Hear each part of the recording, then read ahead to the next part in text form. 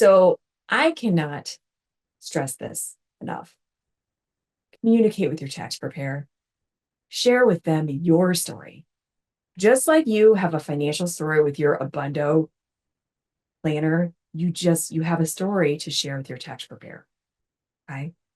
Why is this so important? Well, they are not mind readers and do not know what may have happened in your life last year.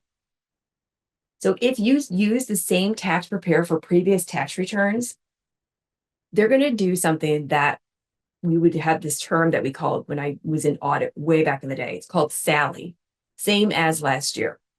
Okay. They're going to review the companies and financial institutions from which you received tax documents in 2022, and they're just going to assume that those are the same for 2023 unless you tell them differently. So if you do use a tax preparer, depending on who you use, they may ask you to complete a tax organizer, where there typically is a list of questions that helps to jog your memory on what did happen last year.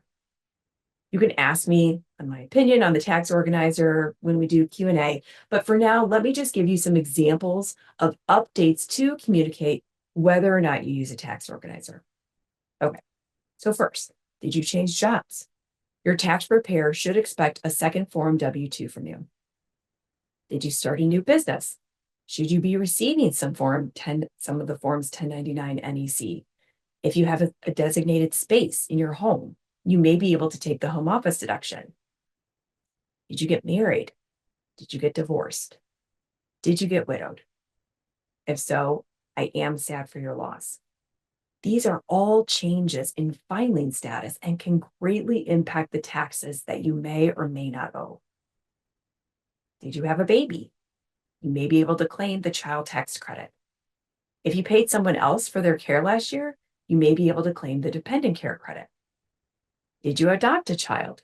You may be also able to claim the adoption tax credit. Did a parent, say a father-in-law, move in with you and is dependent on you? You may be eligible for the credit for other dependents. If you paid a lot of medical expenses on his behalf, you may be able to itemize your deductions. Did you sell your home and move? Your tax preparer is going to need to know your new address for the tax return and determine if your new domicile affects your state taxes. And then the tax preparer also is going to determine if you owe any capital gains on the sale of your home. That's where that 1099-S comes in.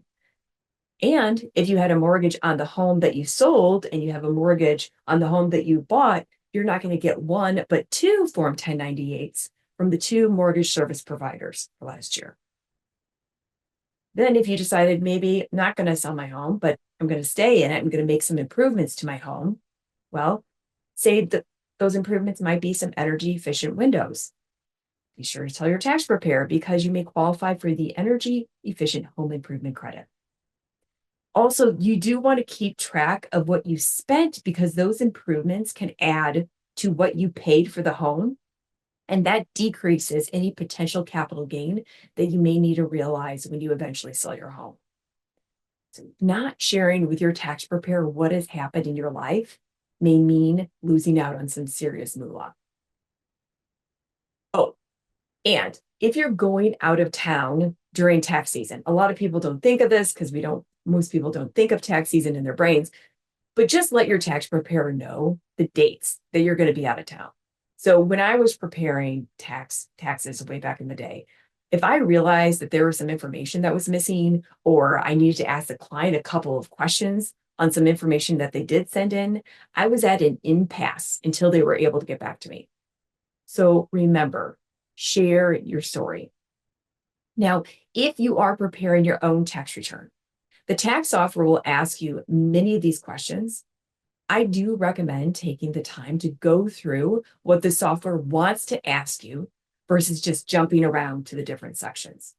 So for example, like TurboTax, it will let you choose to walk me through everything versus I will choose what I'll work on. So I would recommend the first. Walk me through everything, since there may be some questions that you may be asked that can then help you remember another piece of financial information to report on your tax return.